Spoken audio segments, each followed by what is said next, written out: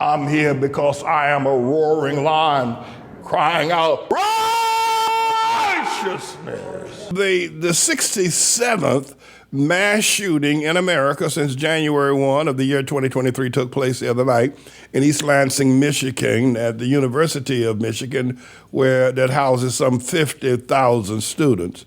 And that shooting left 3 people dead and I think 5 people injured, along with the shooter that took his own life. But these 3 young people lost their lives Monday night while, just probably getting ready for Valentine's Day there, and probably getting ready to buy some candy for their lovers. And because they're young people, they're in college, you know how that goes. And shooting broke out, and they are no longer among us. And this is the shooting number 67 for this year. Remember, Uvalde was in the year 2022, right? Which is very tragic. But we've had shootings, and we're going to have more of them. It looks like they've had more shootings in the year 2020, mass killings rather, than they have had days. They haven't been 67 days yet. You had January, February. No, you haven't had 67 days yet. And so this mass, I look at mass shootings, and then I look at police shootings of Hamites or black people, and, everybody argues how awful, how atrocious they are, but nobody ever talks about, how you're going to stop them. We are in a period of time where, and by the way, the man that did this shooting was, he was not a youngster. Usually these people that shoot, and they're 15, 16, 17, like that Columbine, and up there at, up there in Colorado, up in Connecticut, at Sandy Hook, Connecticut. Let me get that right. That boy's 15 years old, right? And in Uvalde, Texas, I think the boy's like 15, 16 years old. They're young. And then, of course, you had the duo shooting out there in Columbine back in 1999 or whenever that was, that, Dylan Klebold and his trench coat partner, 2 shooters.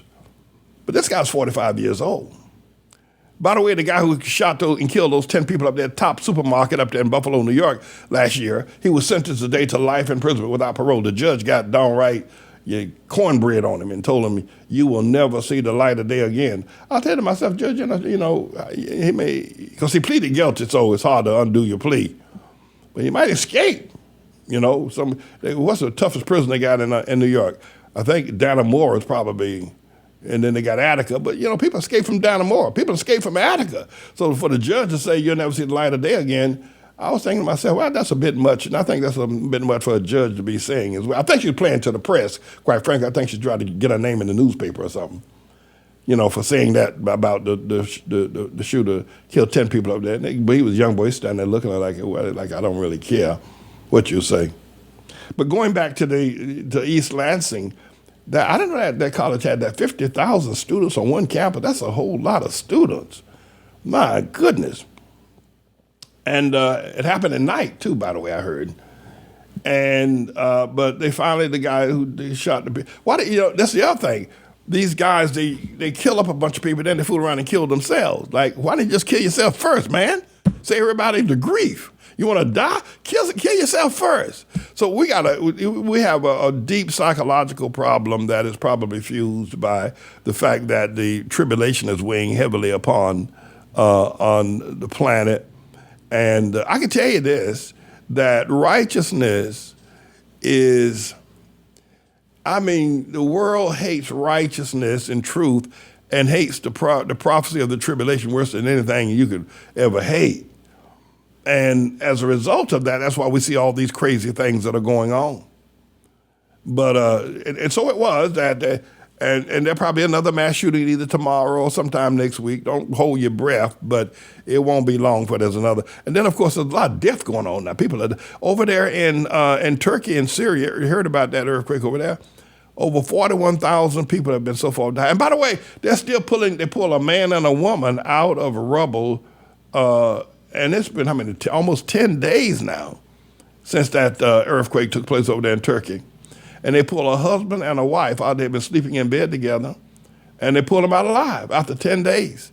no water, can't go to the bathroom, no food. I guess they were breathing toxic air from all that, concrete that was broken up, but they're still alive, pulling babies out. And that's encouraging. But the main thing is that 41,000 people are dead, and probably a whole lot more before it's all over with will be found dead, especially in Syria, but in Turkey as well, that the earthquake took place. And a lot of people would question God about why would he let an earthquake happen, and why did God do this, and why would God do that? I can tell you this, oftentimes, I believe what's happening to us here at the ATLAH Church, I believe is a setup. By that I mean that God is orchestrating a major defeat of the devil. I believe that. I do. But I believe as well, as I stated earlier, you might want to go back and study the history of the Ottoman Empire, some 1,200 years of the Pashas being very vicious towards other people. And then in the 1915, the Ottomans killed over 1 million Armenians on their border of Turkey and Syria, just wiped them out. And so they've done, the revengeance of God. Let me tell you this, if I don't tell you nothing else, because I believe the earthquakes that you see is the revengeance of God upon both Syria and Turkey. Remember, I told you biblically, Syria used to be a bad boy in the Bible. The Assyrians were badder boys than the Philistines, though the Philistines had Goliath. David killed him. After that, they were nobody.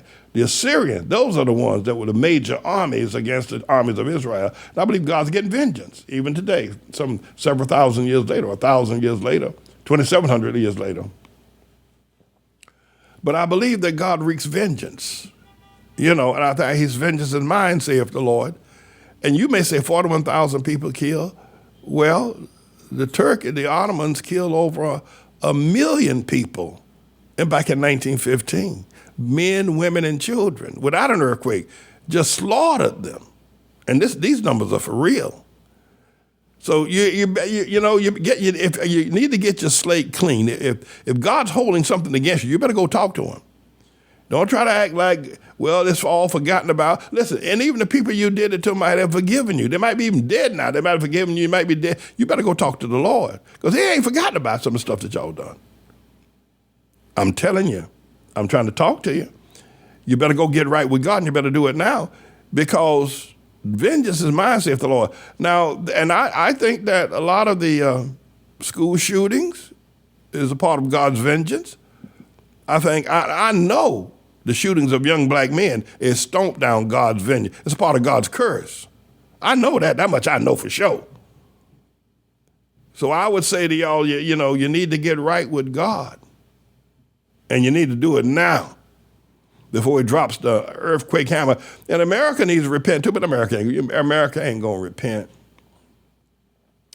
I was reading some verses today and I didn't get to the fullness of it, where Nehemiah and Ezra got together and the whole people just bowed down before God and said, we confess we have sinned. We confess we didn't keep the law. Now, this is not a Bible teaching. I don't say y'all know how some of y'all don't like God, hate God. You just like me when I talk about politics.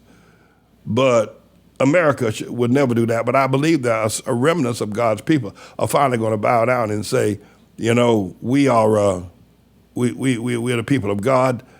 We have sinned. We've come short of the glory of God, and we're asking the God of heaven to give us some forgiveness. All right. And so there was another earthquake in New Zealand. New Zealand, way down under. That's down there near Australia, right? There was an earthquake down there last night, 7.2, I think, on the Richter scale. That's big, And I'm not sure what the death toll is so far. And so there are earthquakes, there are hurricanes, there are balloons flying all over there are mass shootings everywhere. We're getting ready to have, in the 21st century, the first nuclear bomb dropped in the last 75 years. All that's getting ready to happen over there in Ukraine. And I'm getting ready to take down the Mellon Bank.